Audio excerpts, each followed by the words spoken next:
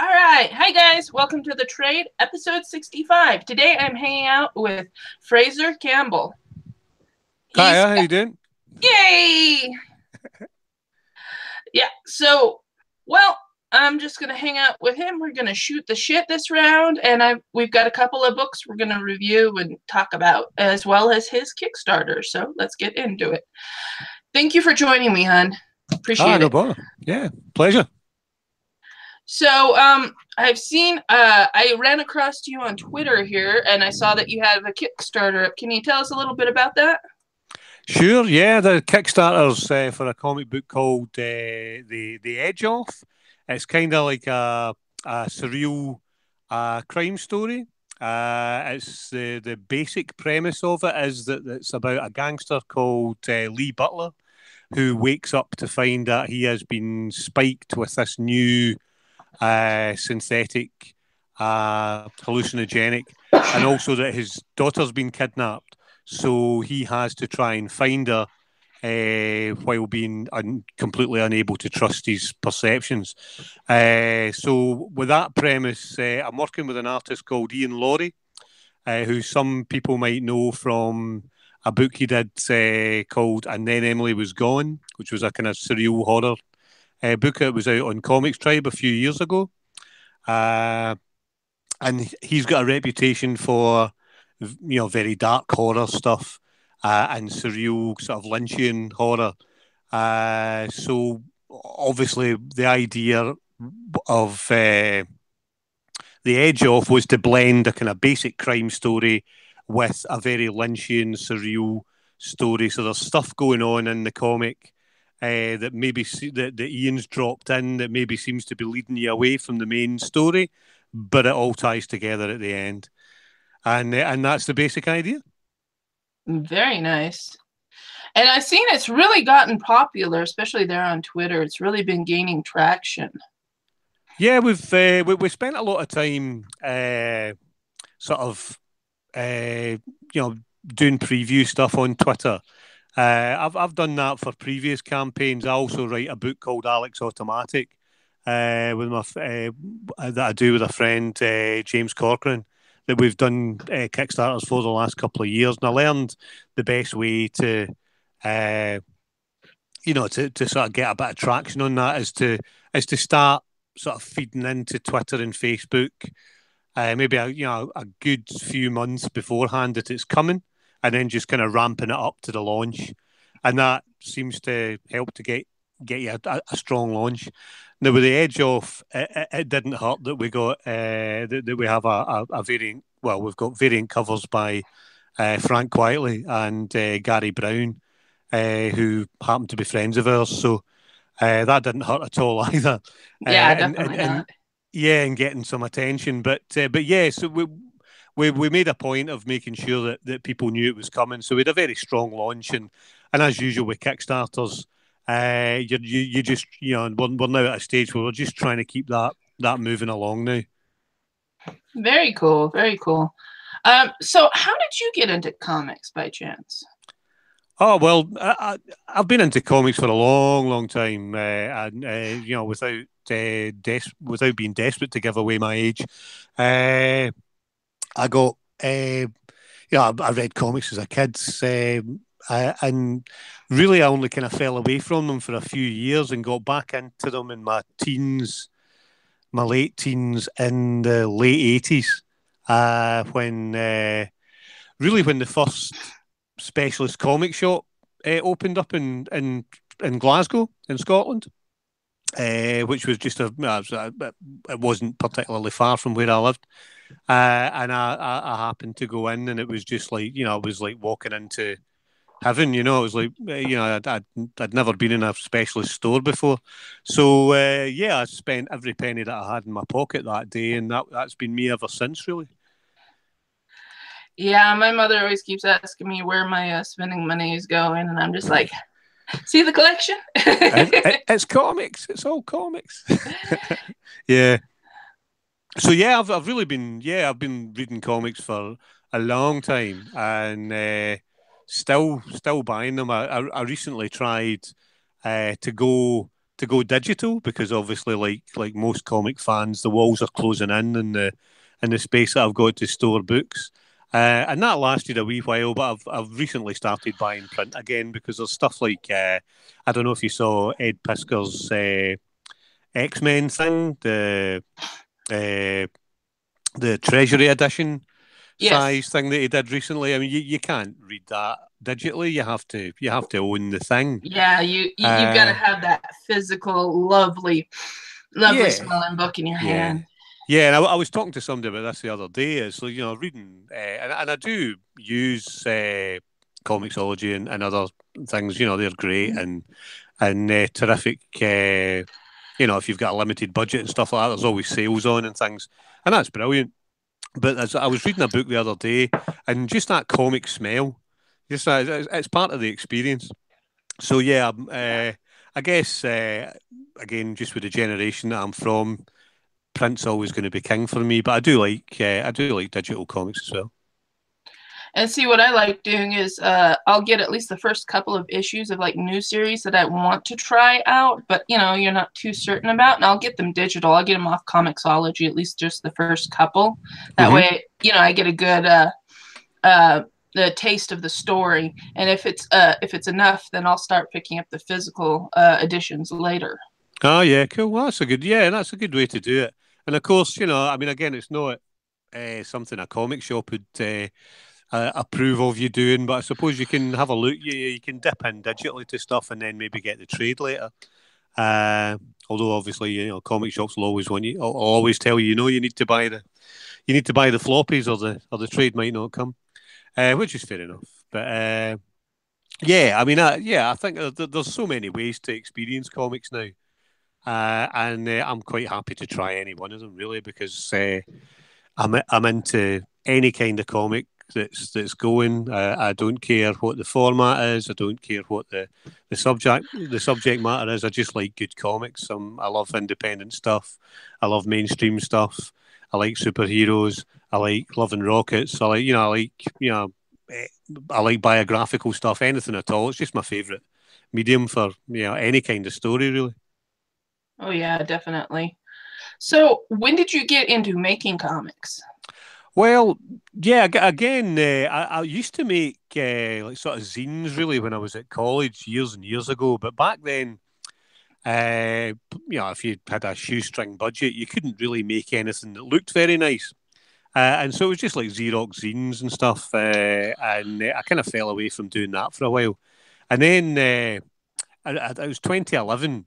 I went to there's a festival in a comic con in Britain called Thought Bubble in Leeds, Hmm. which is a great con, and it's expanded and expanded, and it's got a lovely blend of you know uh, big name overseas guests. We had Gerard Way last year, for example, uh, and but it's really the big showcase for independent comics in Britain. Or certainly one of them, probably the biggest one. So I went down to that in 2011 with some friends, just as for a weekend out with the guys, Right. and I was just blown away by the standard of what people, small press people were doing, and I didn't, before that I hadn't really realised what you could do, again for a small budget. So really after that I started thinking about it, and then a couple of years later I went to New York Comic Con with some friends again. And at that time, as I mentioned earlier, my friend Ian Laurie had just put his book out, and it was doing well in the States. And him and the writer John Lees and a couple of the American creators that they were tabling with were basically going, "Oh, well, where's your comic?" Because they knew I'd been doing like sort of some web comics and stuff like that, but I hadn't done anything in print. So I came back from that, kind of determined to make my own book, which I did. I made a book called Sleeping Dogs, which was a crime thriller set in Glasgow. Uh, Paid for it myself. Just got the artist, and the artist Lataro is from Argentina. Uh, Hooked up with him online. A couple of friends from the Scottish scene did the colouring and the lettering, and I just put that out all on my own back, just with money that I'd saved up, and I kind of used that as a calling card at conventions. And the following year, I was tabling with sort of more experienced guys on the small press scene, and that got me a bit of traction. People seemed to like that book.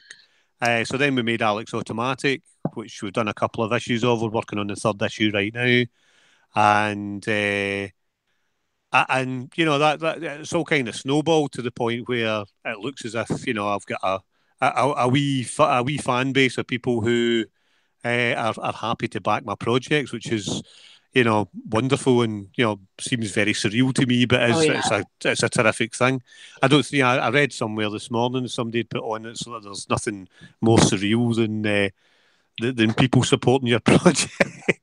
It does seem strange that people like your stuff, but it's great, and we're really happy to have everybody, obviously, and delighted to have their backing. So yeah, it's and that sort of brings us up to where we are now, where we've got about 17 days left on the edge off, and we're kind of inching up towards 300% funded. Yeah, guys, any links for the Kickstarter will be down in the doobly-doo. So, just check it out. It's definitely fantastic. I'm one of your backers. Oh, thank you very much. That's great. Please check it out. It might not be for everybody. And being honest, Ian and I, when we were marketing it, I was talking about earlier, sort of, leading into the, doing the sort of the promo build up. Ian and I I came up with the idea that we tried a few. I tried to do it like I'd done Alex Automatic before, which is a bit more. It's a bit more kind of. I guess the prisoner meets Jason Bourne kind of thing. It's a kind of surreal spy adventure, and I'd tried to market the edge off in a similar way, and it wasn't really working. So we had a chat, and Ian basically came up with we should really be marketing this as a kind of indie film, because it is a wee a wee strange story that people are going to are going to buy into, or it's not going to be for them. So that's what we did, and we kind of changed up the way we'd been promoting it, and that's how we thought it would go over. We thought we'd have a relatively small take up for it, really. But so we've been really surprised and delighted, obviously, that so many people have sort of bought into it and liked the idea of kind of like I guess the premise that we've been hitting people with is it's kind of like Taken meets Eraserhead, or like a Jason Statham movie directed by David Lynch. Right. And I thought that would be a tough sell, but it's not been as tough as we thought, I guess. That's fantastic. I think it's going to turn out really good, at least the snippets I've seen and whatnot. Yeah, well, obviously I've seen the finished book, so yes, Ian's done an amazing job on it. Yeah, I mean, if you like what you see on the Kickstarter page, you will definitely like the book. We've got, as I say, it's just we're just sort of smashing those ideas together, that kind of Lynchian world and the world of sort of, action crime, putting those ideas together. We've got what I think's a very cool twist ending, that's gonna have you, thinking for a bit. And it's one of those ones where, I think a lot of people are going to bring their own ideas to what the ending really means. Yes. And that's all fine. That's invited. Please, yeah, get in there. So yeah, it's been a great fun project to work on, and yeah, we're excited about it. Yeah, more than anything else, we've been excited about how it's gone over and the reception. It's been amazing. And do you have any other projects, maybe in the works, just in the future? Yeah, that's the next thing is going to be the next issue of Alex Automatic number 3. Which again, as I say, Alex Automatic is kind of a kind of prisoner meets sort of Jason Bourne spy thriller about a guy who is a government agent who has had experiments done on him to enhance him. And instead it's sort of it's left him kind of trapped in this delusion that he's a character in a TV show called Mm. Alex Automatic. He thinks he's a cyborg from a 70s TV show. So in the first episode, they take him offline obviously because he's not following orders, and these journalists find out about him and break him out, thinking that they're getting a great story and they're doing this guy a favour, but in fact they've released this sort of deranged killing machine. So it goes from there into a second episode where he kind of hooks up with some people who are also trying to find out the truth about the program that he's been involved in. And the third issue just takes us more in that direction, where it really becomes a story about a guy who is trying to find out who he was, while still, while at any moment his personality can unravel and he can click into an episode where he doesn't see reality in the same way as everybody else. So again, that's not the easiest sell either. There's a lot of sort of juxtaposing of images from his perspective and from reality's perspective. So it's for fans of the kind of surreal, the more kind of surreal Grant Morrison stuff and stuff like that. Kind of reminds me of the Time Zone. Well, yeah. And yeah, any kind of story where your reality can switch up at any moment. You're seeing it. I'm starting to see anyway a lot of TV drama and comics that are exploring these themes, because obviously we're on the verge of a kind of VR generation of reality for all of us, where what we actually experience. In fact, we're kind of experiencing it now, where I guess with fake news and not really being able to trust what we're seeing on the internet and deep fake videos and stuff like that, where we're really not going to be able to trust our own perceptions for much longer if things keep going the way they're going. So it deals with all those themes, deals with and just basically the idea of once you kind of start to hollow out a person and put other things in there, what's left? What's left? The kind of tagline for Alex Automatic is what's left after everything's been taken. Right. And as I say, it's just about him trying to get back to the man that he used to be, but of course he never can, because that guy doesn't exist anymore. So that's coming. That'll be July or August. We're going to go for funding on that one, and we'll launch that in September. And then after that, I've got another thing which is a little bit more conventional, called Heart of Steel, Steal, and is about a teenage sort of scavenger thief on a sort of a decrepit moon city in the future, who has to steal a viable transplant heart for her dying brother, and the only one that is available belongs to a very powerful gangster. And that one, I'm not sure when we're going to go for funding on that, but that'll be probably towards the end of the year, maybe November, December, because we're not finished the first issue of that yet. We're just getting into it. Fantastic! It sounds wonderful. Yeah, cool. I like to have loads on the go. I like to have a lot going on. Heck yeah! Because I think you finish a project and then you get that kind of project come down, don't you? And I find it quite easy to kind of fall into doing nothing for a long time. So if I have something to jump straight into, then that'll keep the wheel turning and keep the energy up, and it'll keep me from going into a kind of no project slump. Yeah, you just go ahead and plan it out right, and you can keep the project rolling. Yeah, that's it. Yeah, just go from, and plus, as I say, I'm still, I guess, 3 or 4 years in, relatively new to making comics, and I want to build up.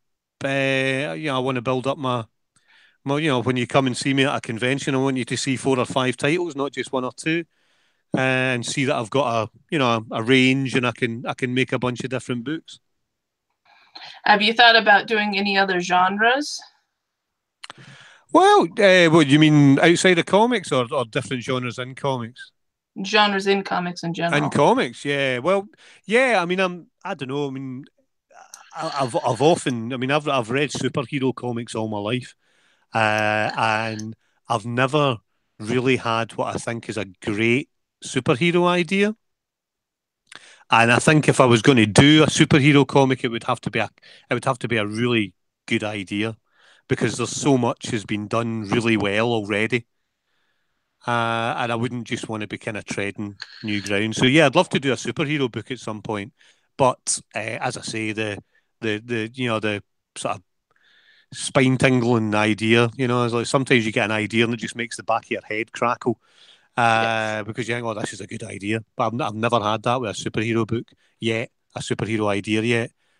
But fingers crossed. Hopefully, I'll get one day. Hey, keep working at it, right? Yeah, yeah, yeah, yeah.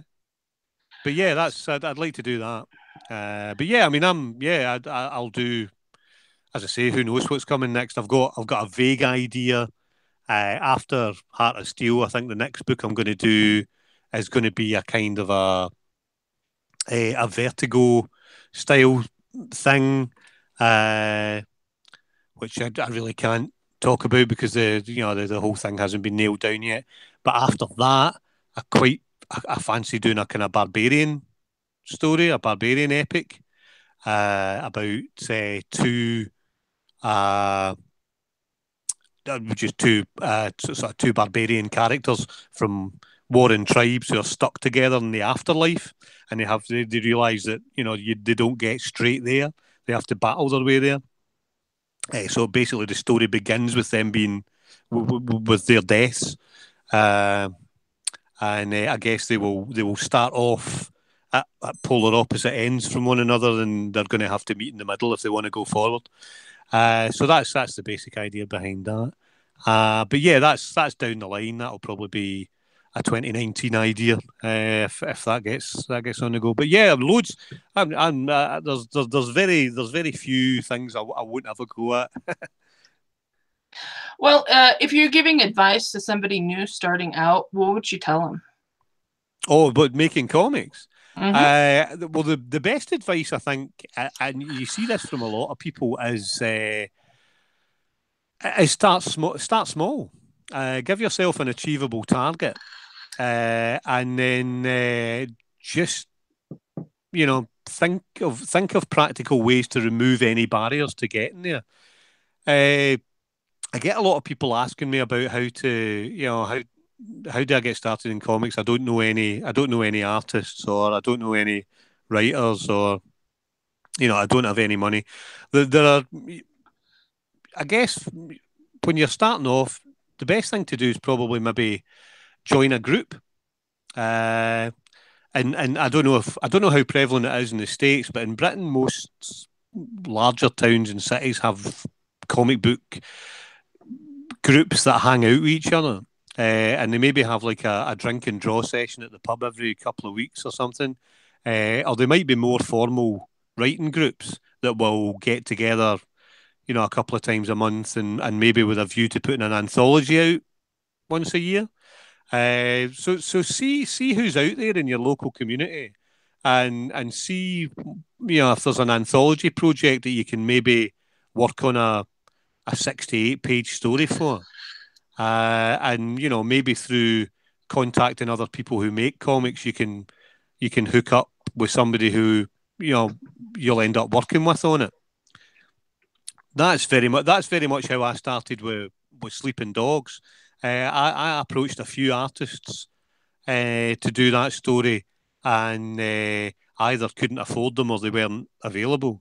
And it was through friends in the Scottish comic community who had been following Lataro on Facebook that I got in contact with him. because I wouldn't have found them otherwise. So use your contacts, and just get out there, get active in the community, set yourself an achievable target. You might need some money to start it up.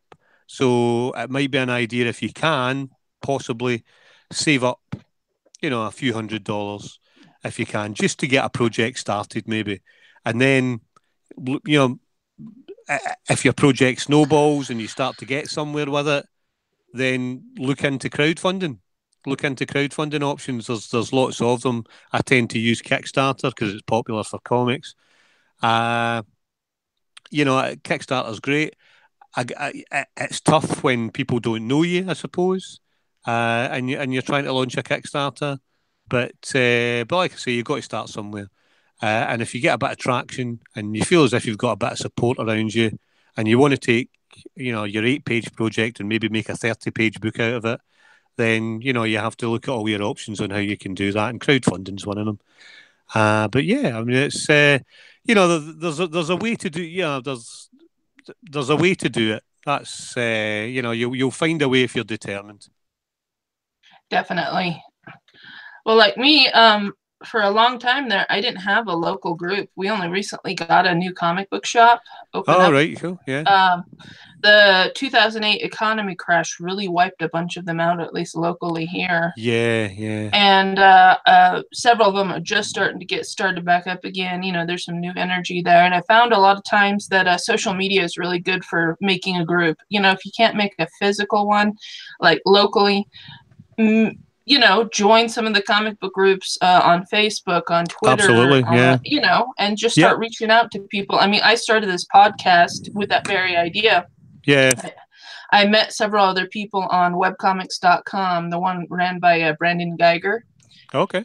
And he, through just meeting people and talking to them on the Facebook group and on the forums there and whatnot, I've made a lot of really cool people. I've learned a lot from everybody else. I worked on my own project. My first one, it was just a strip. It lasted about a year. I just did a web comic. And, I had to go ahead and let it go because of health issues. Okay. But, it happens. Life's going to happen. Yeah. And I learned how to roll with that. And I've started a new project now. I'll be having my new zine out by the end of the year. Awesome. Cool. Yeah, I mean, it's funny you mentioned that because I'm in a writers group and we chat on Skype once every couple of weeks or so, and 2 of the guys in the States and 2 of the guys are here in Scotland. So yeah, I mean, there's that's great as well because the great benefit of joining a writers group, if you're a writer, obviously, or obviously hooking up with other creators of any kind, is that you can have your embryonic work, your in-progress work, peer-reviewed by people that you respect. So, it's important to get honest feedback on the stuff that you're doing, and get those, because good constructive criticism of your work is really valuable. It's really valuable. It can raise your game by 10-15% just by somebody saying, well, that one scene doesn't work, or you maybe want to punch up the dialogue in this bit, or whatever it is. If you trust the person who's giving you that criticism and you're not too precious about every word that you commit to to paper, which you can't be really, then you take that on board and it will improve you. It will improve you as a creator. So it's get out there and hooking up with the community, be it online or in person. I think is a massive step in getting you creating. For if for no other reason, then you'll see what other people are doing, and you'll just want to join in. You'll just want to say, I want to be part of this. Yeah, definitely. Yeah. The best way to learn is to do. Oh, yeah, absolutely. like my local group, we actually meet at our local comic shop because once it got opened up, they actually opened both a cafe and the comic shop. It's a Oh, cool. Yeah. split store, which is lovely because we can meet in the back corner, we can have a drink, we can sit there, shoot the shit, buy our Wednesday edition of whatever. We can work on our projects, we can pass them back and forth, going, you know what? The scene isn't working, but I can't see it. How would you do it? Or Yeah. it's just great having that feedback physically, of course, but at the same time I have so many friends that I am way over here in the middle of New Mexico, so most of them are not local. Yeah, fair enough. Yeah. Yeah, I'm way out here in the middle of a landlocked state and in the desert. so Yeah. so the internet is a very powerful tool. We can use it definitely to connect and get feedback. Several of my projects I've gotten really great feedback from other creators, and it's helped me loads, and it's helped me realize where my faults are too. Sure. Yeah. No, absolutely. I think it's yeah. You need somebody who's going to call you on when you haven't done your best, and yeah. I mean, and to the point now where I work with a script editor now. I'll hire someone to actually uh, you know, go through my script with a fine tooth comb because I've got so used to uh, my friends sort of peer reviewing my stuff, which they still do, and all the feedback is great. But I'll actually hire someone to go through a script and basically trying to get that extra 10%. And you know sometimes you've just written too sometimes you're just written too long a line of dialogue, or sometimes the scene's not working, and you haven't noticed it, and it's just getting that extra set of eyes that is there with the good of the project in mind. uh that is really, really valuable. It's great, really, and I would encourage everybody to do that. Definitely, definitely. All right. Well, let's review some books, shall we? I've got a preview copy I got from Kristen Larson. She did an independent little title called Holy Diver, and dear God, this thing is gorgeous. It's Cool. a non-verbal comic. It is just beautiful. I mean, her ink work is just, it's just tasty. And I really love her use of colors in this as well. And because it's nonverbal and it's about a group of basically a village on the sea, I don't want to give too much away. The name says a lot. And I would just recommend people going and picking it up from her. I'll have links down again in the doobly-doo below so everybody can go and check it out. It's just, it's very emotive. It's I think it's just one of her better works, honestly. Cool. That sounds great. Oh yeah, it's fun. Like I said though, I don't want to give too much away for everybody that wants to go and check it out. So, do you have anything you'd like to tell everybody about? Yeah, sure. I have been reading a lot of comics lately, but one of the things that I enjoyed the most was a comic book called The Beef, which which is a relatively new book. I think it's on its third issue currently, and it's by Richard Starkins, who you'll know from Elephant Man, and a British artist. Pardon me, I'm sort of running over somebody else. Uh, Tyler Shanleen also works on the script, but the art is by a British artist called Shaky Kane, who is kind of a legend over here. I don't know if he's that famous in America. Probably has his devotees, but this is the kind of stuff that he does. It's kind of really, I don't know, sort of grimy, day glow, surreal, Kirby stuff. It's really big ideas, but it's kind of, I don't know. There's just something off and wrong about the way he draws. and his line work and stuff like that. And he's an absolutely brilliant artist. Uh, I've been a fan of his for years, and in fact, we myself and James got him to do some stuff for Alex Automatic for us, which he very graciously has. So he's a terrific artist. The Beef is. It's a kind of difficult one to describe. The story's called Tainted Love, a biochemical romance, and it's basically about a guy who works in a meat rendering and production factory, and he appears to be from a family where that's always been what they did. His dad apparently died in this factory in mysterious circumstances. It's run by this awful redneck family who are terrible to him and terrible to his family. And as I say, there's suspicions in the air that they were somehow responsible for his father's death. However, this guy sort of loves the place and loves his job. And they make a point throughout the book of talking about his nutritional intake, because all he eats is meat. And they talk about how the chemicals are reacting with his brain, and there's quite a lot of stuff. A lot of kind of information slipped in there about processed food manufacture and stuff like that, and the health dangers of that kind of thing.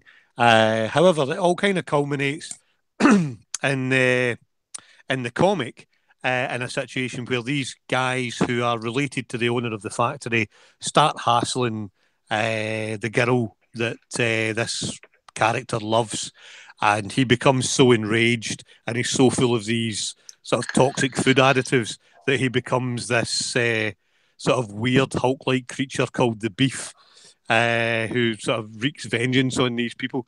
So he's kind of like a big, sort of like a pink, muscly Hulk. It's the there's the there's the thing there.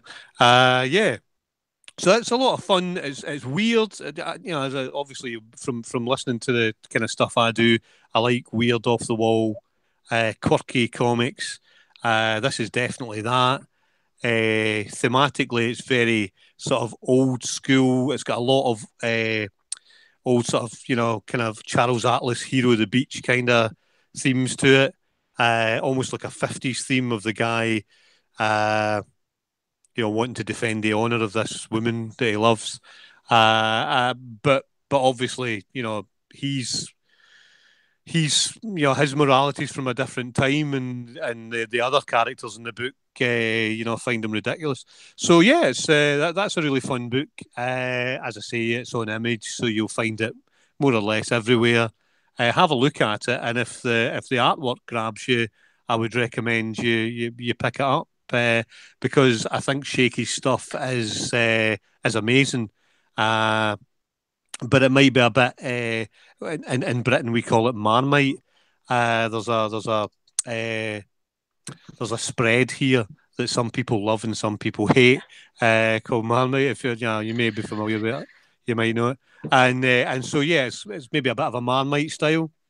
You might. I love it, but it might not be for you. But have a look. It's a really cool book. Very cool. All right. Well, guys, let's go ahead and wrap it up there. Again, all the links down on the doobly-doo if you guys want to check it out, or you can check on Kickstarter for The Edge Off.